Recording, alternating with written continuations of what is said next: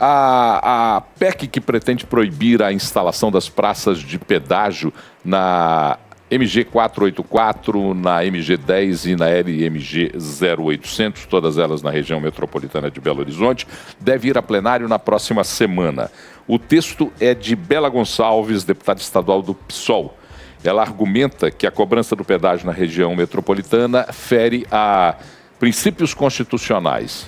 Argumenta, inclusive, que existem centros de referência de saúde metropolitanos que seriam impedidos de receber como referência pacientes ou ficaria mais difícil esse movimento para os centros de saúde. O presidente da Assembleia Legislativa, o deputado Tadeu Martins Leite, disse que a questão dos pedágios gera debate e destacou que os parlamentares estão aí prontos para entender, discutir e criar uma agência de regulação em Minas Gerais como uma possível medida para aprimorar a fiscalização das concessões. Primeiro, a gente já discutiu sobre esse tema, mas vamos dar uma revisada nesse tema, porque tem fala do governador Zema, tem discussão sobre o novo presidente impostado da Granbel também, o prefeito de Nova Lima, João Marcelo, falou a respeito. Vamos entender, esse caldeirão que está se formando aí em torno dessa discussão dos pedágios na região metropolitana, seriam 13 praças de pedágio, e tem um equívoco sendo veiculado que a gente tem que corrigir. Daqui a Confins seriam 3 praças de pedágio. Você indo e voltando, você pagaria 6 pedágios, mas são só 3 praças de pedágio. Figueroa, o que você pensa a respeito da criação dessas praças?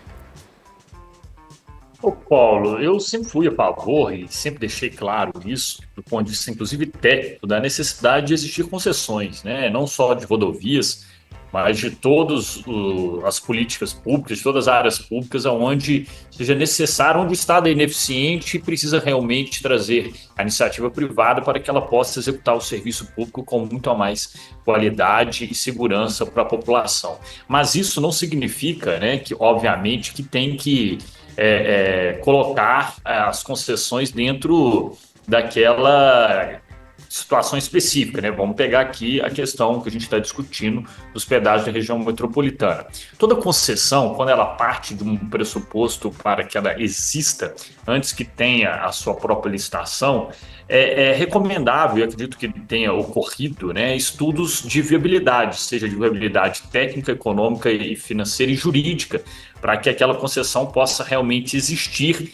Mas essas viabilidades, Paulo, elas não passam unicamente numa circunstância de conta financeira, obviamente, e de meras aplicações legais. Elas realmente passam também por uma análise do ponto de vista de impacto social disso, né? E mais dizendo, né, do ponto de vista de uma expressão que não tem no português, mas é como se fosse algo que fosse de custo-benefício, né? Que nas estruturações de concessões e parcerias público-privadas é utilizada a expressão de value for money, que é uma expressão de custo-benefício, né? Então, o poder público, quando ele faz essas estruturações antes de chegar nessas licitações, ele tem que passar por essa análise, entre aspas, de custo-benefício daquela concessão, para saber do impacto, inclusive, que gera na sociedade e também do ponto de vista de receita pública e de solução, né, daquele problema que está nas mãos do governo e que ele quer fazer essa concessão. Para essa situação, eu não cheguei a ter acesso nenhum sobre o projeto para entender realmente, detalhadamente, o que se busca com isso. Na minha visão de cidadão do estado de Minas Gerais, né, de mineiro em si, e como vocês sabem, né, que nos acompanham aqui, eu viajo muito pelo interior de Minas Gerais, norte, sul, né? Como eu disse, amanhã estou indo aí para Santa Maria do Sul, vou pegar a estrada, segunda-feira eu vou falar, viu, Paulo, como estão as estradas por lá. O nosso estado necessita, às vezes, de alocação realmente, de melhoria de qualidade das vias, e essa alocação, essas escolhas dessas situações precisam ser muito bem feitas, sabe, Paulo? Vou dar um exemplo aqui, final do ano, passei lá pela Estrada do Boi, que liga lá até o Flotone a Nanuque. Agora, recentemente, eu passei ali de Caxambu, passando por Cruzilha e chegar até Tiradentes. A estrada está terrível, horrorosa. Imagino que Tiradentes é uma cidade turística, onde poderia, né, ter mais investimentos nessa área. Então, assim, é difícil quando você olha para uma situação de caixa do Estado, que necessita realmente fazer os investimentos. Agora, quando se coloca uma concessão como essa, eu, particularmente, na minha opinião, acredito que o Estado de Minas Gerais fez essas análises do ponto de vista de avaliar essa questão que eu disse como de custo-benefício. O problema, Paulo, é o impacto na região metropolitana e o número grande de pessoas que circulam de lá para cá. Eu, especificamente, cheguei a dar aulas durante 8 anos na cidade de Vespasiano, né? E passaria por, imagina o tanto de pessoas que passam pelas rodovias da nossa região metropolitana que vão ser impactadas com isso.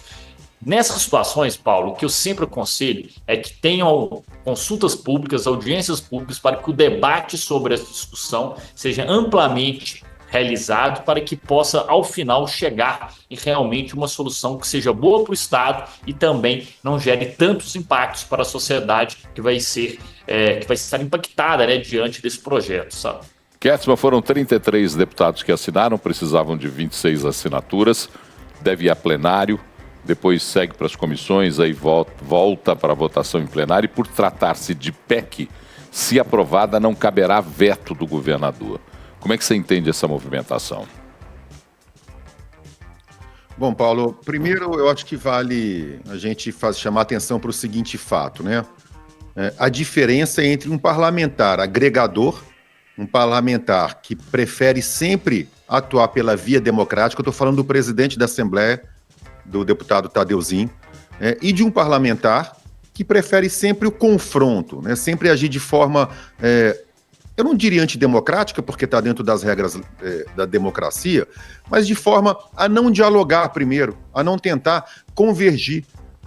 Porque, Paulo, se há uma divergência no âmbito parlamentar, por que não tentar encontrar o meio termo, que faça com que todos os anseios sejam satisfeitos? E simplesmente, não, eu vou judicializar a questão, alegar uma inconstitucionalidade e pronto. Até porque, Paulo, esta PEC, de igual sorte que a deputada diz que a implementação dos pedágios, no entender dela, é inconstitucional, eu, Ricardo, tendo a imaginar que esta PEC também também será arguida a inconstitucionalidade dela. Porque senão, em nenhum estado do país, a gente vai poder ter rodovia pedagiada. Minas Gerais, eu imagino que não pode ter uma constituição diferente de outros estados.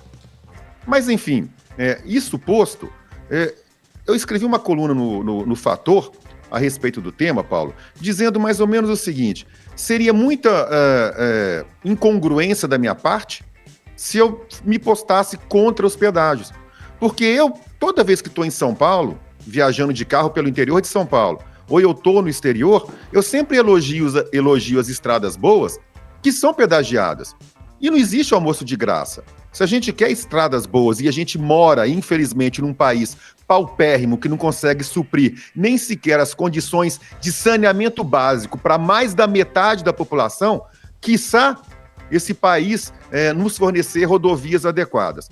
Então, se pedagiar essas rodovias é a melhor solução para a segurança dos usuários, para a produtividade da economia, ainda que isso custe para os usuários, esse é o melhor caminho. Se eu defendo isso, se eu elogio isso em outros lugares, por que eu não iria fazer o mesmo no meu quintal, no meu estado, na minha cidade? Agora, eu de igual sorte defendo, como eu comentei aqui no Talks, que haja um planejamento, uma regulamentação muito bem feita, prevendo justamente as pessoas que trabalham todos os dias, que se deslocam por essas estradas, prevendo categorias que merecem um tratamento diferenciado, sei lá, policiais, enfermeiros, corpo de bombeiros, enfim. É possível implementar a cobrança para melhorar as condições da rodovia, tratando, Paulo, de forma desigual os iguais, porque vai se tratar disso no final.